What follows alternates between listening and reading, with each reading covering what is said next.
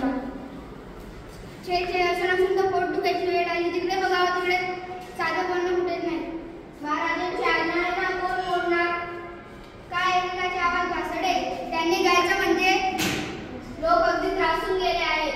एक युवक दोघं नवरा बायको भांडण करत इकडेच येत आहेत. जग बाजूला उभं राहून ऐकूया साधी भांडत आहेत की गाण्यात. चल तर लवकर. तेल संपले, तूप संपले, मीठ संपले, स्वयंपाक आता करू कशाचा? ए माझी आई नको सकीन काढू, आज चालिलो बाजारात आणून देतो तुला माल. येताना शेर दोन शेर वांगी आणायचे आणतोय. आणि तो मी तेल तूप मीठ वांगे अनखी काय काय सांगते ती. कमाल आहे भांडण सुद्धा गाण्यातच.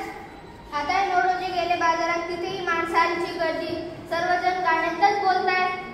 आलो मी आलो, आमची राणी कुठे? मी इथे महाराज, मी इथे. तुमचे तोंड का चुकले? या पडशाने मदत गाजले.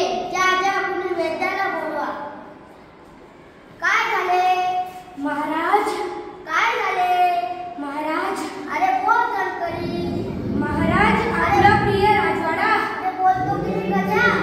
महाराज, आपला प्रिय राजवाडा. बोलतो की तो पुढू. महाराज, आपला प्रिय राजवाडा जळून खाक झाला. मी ठार झालो. तू मूर्ख आत्ता सांगतोय मला? महाराज, पण आपलीच तर आज्ञा होती ना की सर्व गाण्यातच बोलावे. खड्ड्यात गेली आज्ञा. आता नेहमीप्रमाणेच सगळे बोलते प्रधानजी. सगळे नेहमीप्रमाणेच बोलतील.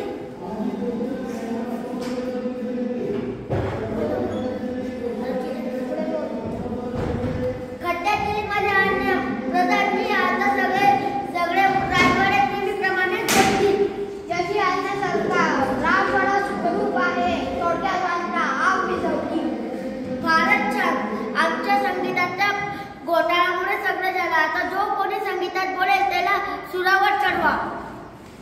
हा महाराज, मी लहान तोंडी मोठा घास घेतो खरा. आज्ञा असावी, माफी असावी. पण आपण ही आज्ञा परत घेतली तर उपकार होतील, नाही तर अतिथीचे माती होईल. फार छान. बरं, कोणी लिहिलं बरं अतिथीचं माती? पण आज्ञा रद्द झाली ना. जाणी म्हणजे काय? जाणी